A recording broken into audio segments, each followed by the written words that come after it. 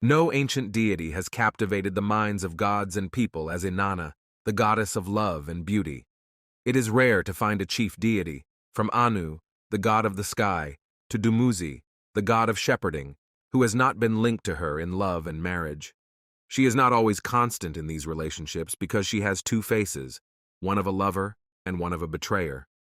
We must be cautious not to confuse Inanna being a popular goddess of love, beauty, and pleasure with some describing her as a Sumerian goddess. This can lead to many intellectual and mythological errors and problems. Her ancient name was Enin or Inonit.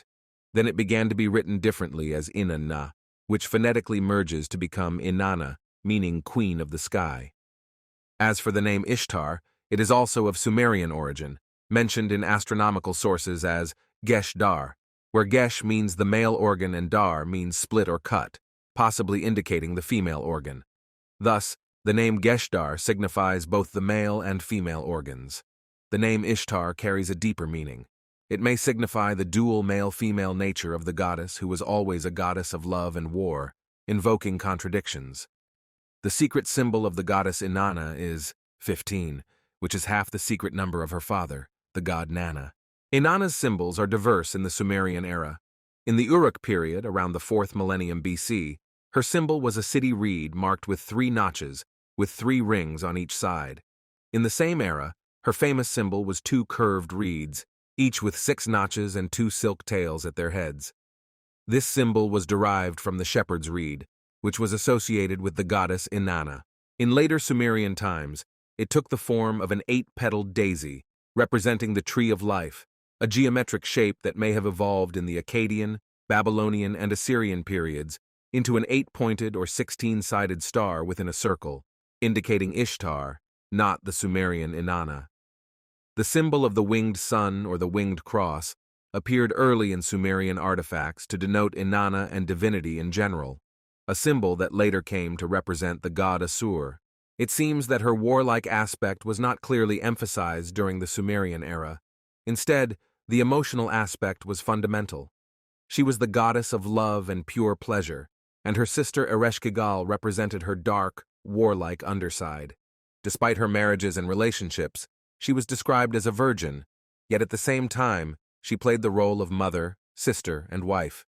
Uruk is considered the city of the goddess Inanna, where her temple, known as Eanna, existed around the 4th millennium BC. It is likely that there were other layers in Uruk with dual temples for her and her husband Dumuzi.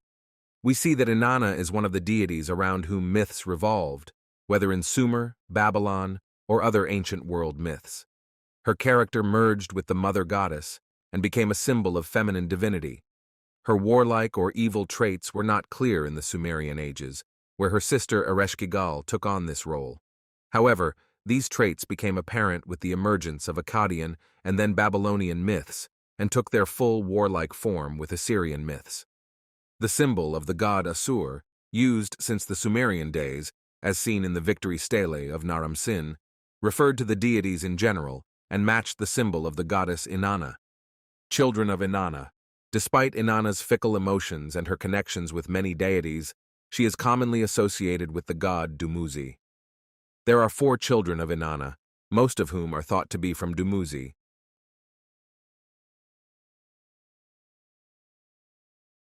This mythological poem is considered one of the most renowned in Sumerian literature. The poem begins with the god Utu, the Sumerian sun god, addressing his sister Inanna about the flax he has sown in the ground and how he will bring its harvest to her. Inanna responds, "Brother, after you bring me the flax, who will spin it for me?" Utu answers that he will bring the flax already spun. The dialogue continues in the same manner. Finally, Inanna asks, "Brother, after you bring the royal bedspread, who will sleep with me?" He replies that her groom, Dumuzi the shepherd, will sleep with her. But Inanna refuses, saying that Enkimdu the farmer is the man of her heart, and he will bring her heaps of grains.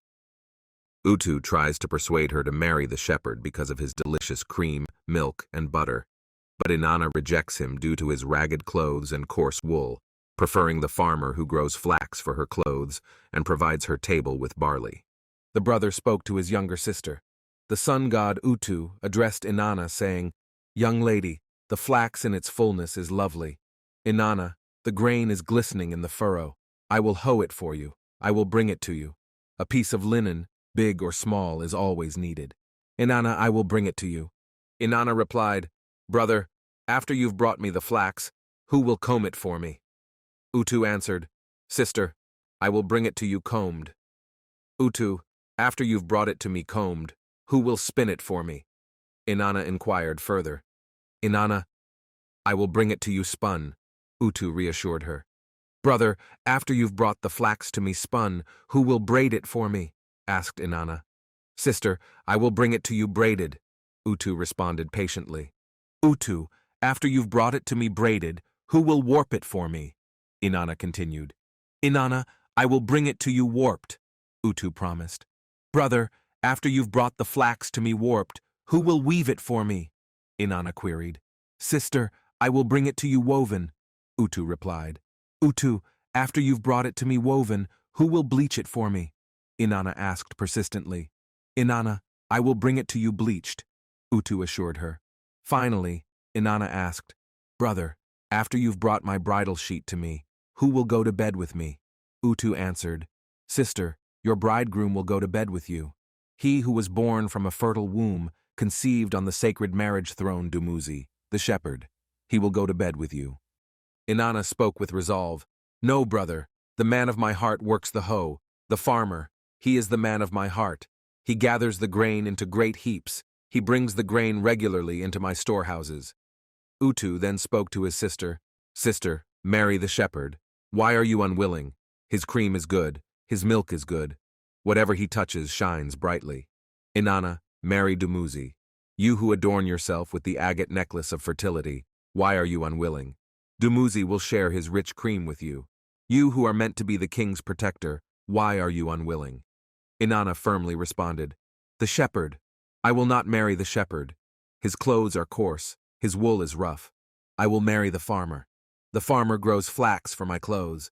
The farmer grows barley for my table. At this point, Dumuzi spoke out. Why do you speak about the farmer?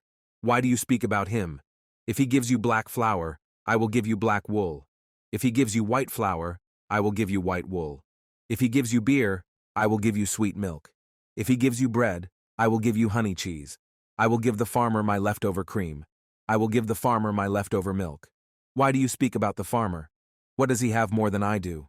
Inanna replied with conviction, Shepherd, without my mother Ningal, you'd be driven away. Without my grandmother Ningakuga, you'd be driven into the steppes. Without my father Nana, you'd have no roof. And without my brother Utu. Dumuzi interrupted her. Inanna, do not start a quarrel. My father Enki is as good as your father Nana. My mother Sirtur is as good as your mother Ningal. My sister Geshtinana is as good as yours. Queen of the palace, let us talk it over. Inanna, let us sit and speak together. I am as good as Utu. Enki is as good as Nana. Sirtur is as good as Ningal. Queen of the palace, let us talk it over. Then we move to another poem where Inanna seeks the approval and advice of her mother. In this poem, Dumuzi arrives at Inanna's house bearing gifts of milk, cream, and beer to ask for her hand. Inanna shows hesitation in accepting his arrival. However, her mother encourages her to let him in, and the poem goes, Dumuzi's approach to the royal house. The shepherd arrived at the royal house carrying cream. Dumuzi, laden with milk, stood before the door and called out, Open the house, my lady, open the house. Inside, Inanna ran to her mother, Ningal, seeking counsel. Ningal, wise and nurturing, spoke to her daughter. My child, the young man will be like a father to you. My daughter, the young man will be like a mother to you. He will treat you with the care of a father. He will look after you with the tenderness of a mother. Open the house, my lady, open the house. Following her mother's advice, Inanna bathed and anointed herself with fragrant oils. She adorned herself in the royal white robe and prepared her dowry. Around her neck, she arranged her precious lapis beads and took her seal in her hand. Meanwhile, Dumuzi waited outside, filled with anticipation. As Inanna opened the door, she appeared radiant before him, glowing like the light of the moon. Dumuzi, filled with joy, embraced her, pressing his neck close against hers, and kissed her. Inanna then spoke with a voice full of intent. What I tell you, let the singer weave into song.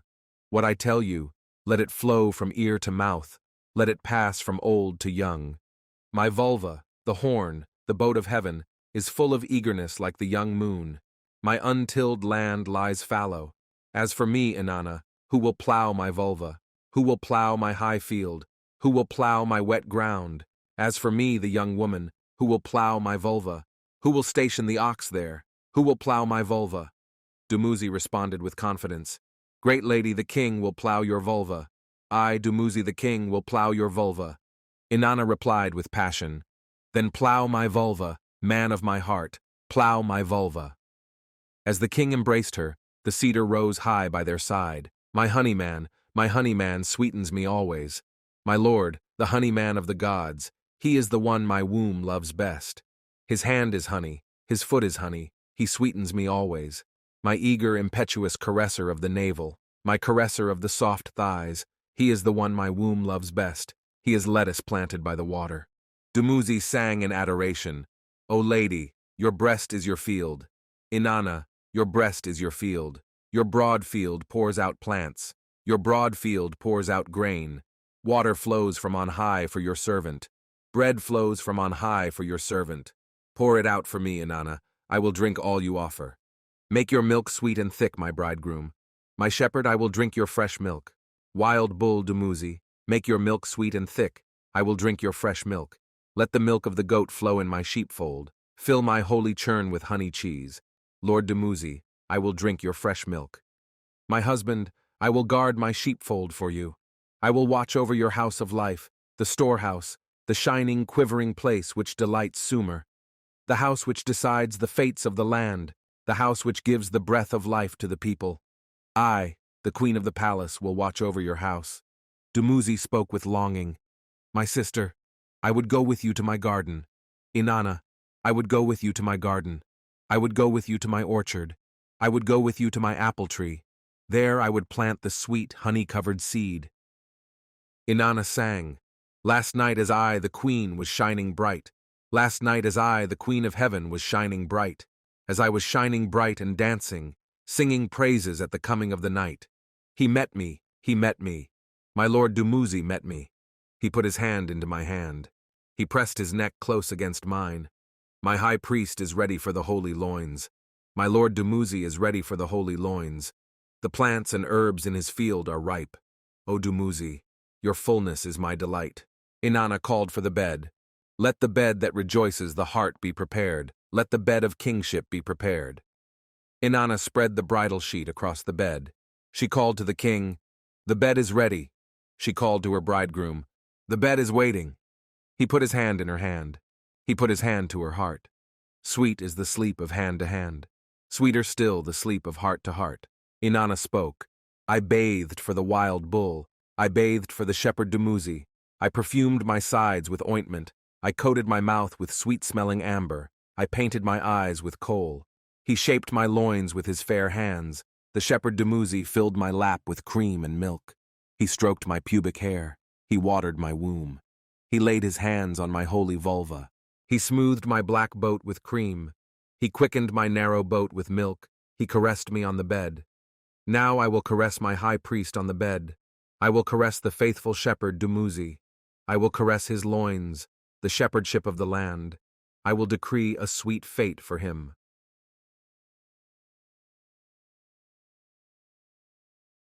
Welcome, my friends, to my channel.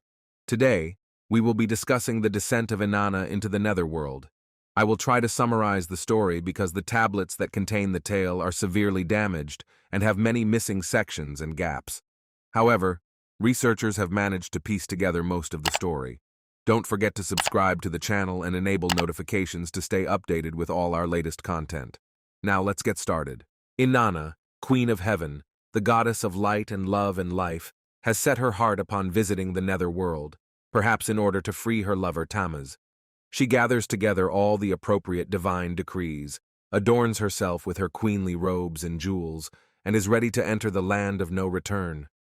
Queen of the Nether World is her elder sister and bitter enemy Ereshkigal, the goddess of darkness and gloom and death.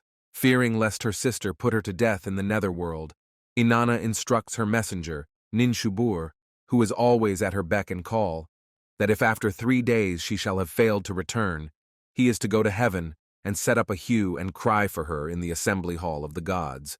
Moreover, he is to go to Nippur, and there weep and plead before the god Enlil to save Inanna from Ereshkigal's clutches. If Enlil should refuse, he is to go to Ur, and there repeat his plea before Nanna, the great Sumerian moon god. If Nanna, too, refuses, he is to go to Eridu, and weep and plead before Enki, the god of wisdom. And the latter, who knows the food of life, who knows the water of life, will restore Inanna to life. Having taken these precautions, Inanna descends to the Netherworld and approaches Ereshkigal's temple of lapis lazuli. At the gate, she is met by the chief gatekeeper, who demands to know who she is and why she came. Inanna concocts a false excuse for her visit, and the gatekeeper, upon instructions from his mistress Ereshkigal, leads her through the 7 gates of the Netherworld. As she passes through each of the gates, part of her robes and jewels are removed in spite of her protest. Finally, after entering the last gate, she is brought stark naked and on bended knees before Ereshkigal and the 7 Anunnaki, the dreaded judges of the Netherworld.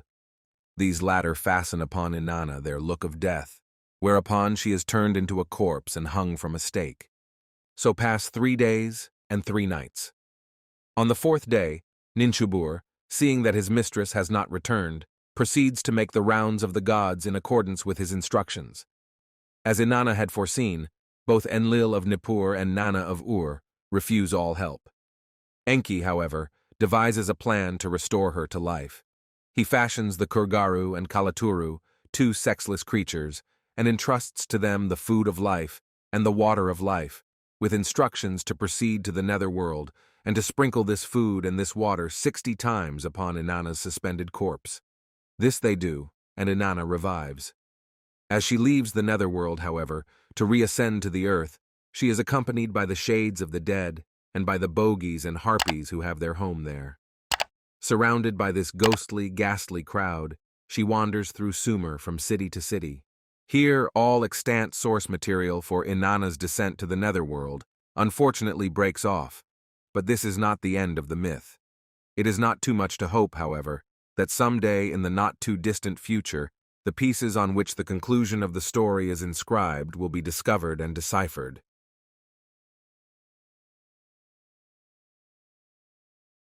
Inanna, queen of heaven and tutelary goddess of Uruk, was eager to enhance the welfare and prosperity of her city. She aimed to make Uruk the center of Sumerian civilization, thereby exalting her own name and fame. Determined to achieve this, she decided to visit Eridu, the ancient and venerable seat of Sumerian culture. In Eridu resided Enki, the Lord of Wisdom, who knows the very heart of the gods and dwells in the watery abyss known as the Abzu. Enki was in charge of all the divine decrees fundamental to civilization. Inanna believed that if she could obtain these decrees, by any means necessary, and bring them to Uruk, its glory, and her own, would be unmatched. As Inanna approached the Abzu of Eridu, Enki, undoubtedly charmed by her presence, called his messenger Isimud, and instructed him, "Come, my messenger Isimud, give ear to my instructions. A word I will say to thee, take my word. The maid all alone has directed her step to the Abzu. Inanna all alone has directed her step to the Abzu. Have the maid enter the Abzu of Eridu. Have Inanna enter the Abzu of Eridu. Give her to eat barley cake with butter. Pour for her cold water that freshens the heart. Give her to drink date wine in the face of the lion. At the pure table, the table of heaven, speak to Inanna words of greeting." Isimud obeyed his master's orders exactly, and Inanna and Enki sat down to feast.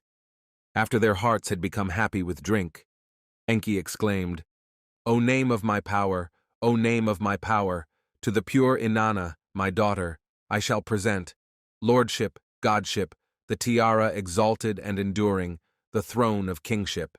Pure Inanna accepted these gifts. Enki continued, "O name of my power, O name of my power, to the pure Inanna, my daughter, I shall present the exalted scepter, staffs, the exalted shrine, shepherdship, kingship." Pure Inanna took these gifts as well. Enki proceeded to present her with over 100 divine decrees that formed the basis of Sumerian civilization.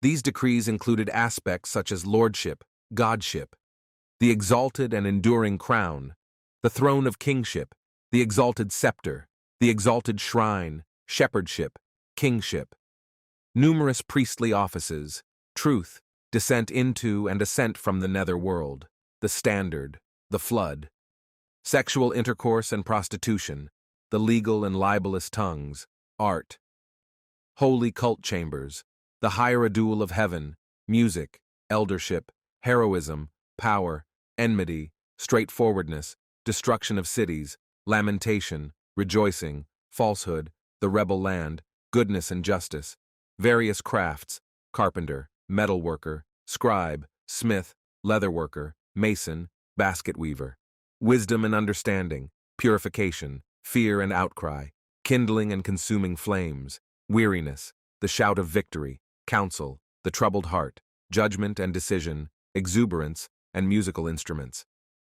Inanna eagerly accepted the gifts offered by the drunken Enki, loaded them onto her boat of heaven, and set off for Uruk with her precious cargo. However, once the effects of the banquet wore off, Enki noticed that the divine decrees were missing. He turned to Isimud, who informed him that he, Enki, had presented them to Inanna. Upset, Enki regretted his generosity and decided to prevent the boat of heaven from reaching Uruk at all costs. He dispatched Isimud along with a group of sea monsters to intercept Inanna and her boat at the first of the 7 stopping stations between the Abzu of Eridu and Uruk. The sea monsters were to seize the boat of heaven from Inanna, but she herself was to be allowed to continue her journey to Uruk on foot. The passage detailing Enki's instructions to Isimud and Isimud's conversation with Inanna, who reproached her father Enki, is considered a classic poetic gem. The prince calls his messenger Isimud. Enki gives the word to the good name of heaven. O my messenger Isimud, my good name of heaven. Isimud responds, O my king Enki, here I stand, forever in praise.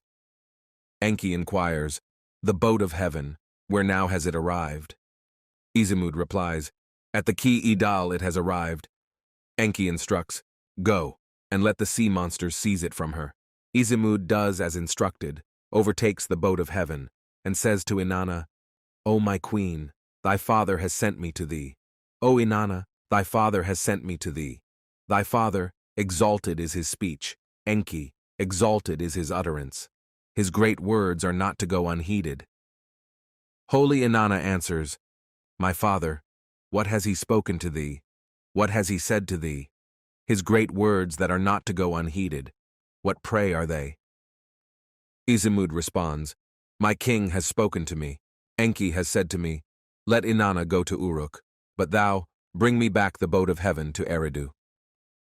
Holy Inanna questions, my father, why pray has he changed his word to me? Why has he broken his righteous word to me? Why has he defiled his great words to me? My father has spoken to me falsehood, has spoken to me falsehood. Falsely has he uttered the name of his power, the name of the Abzu.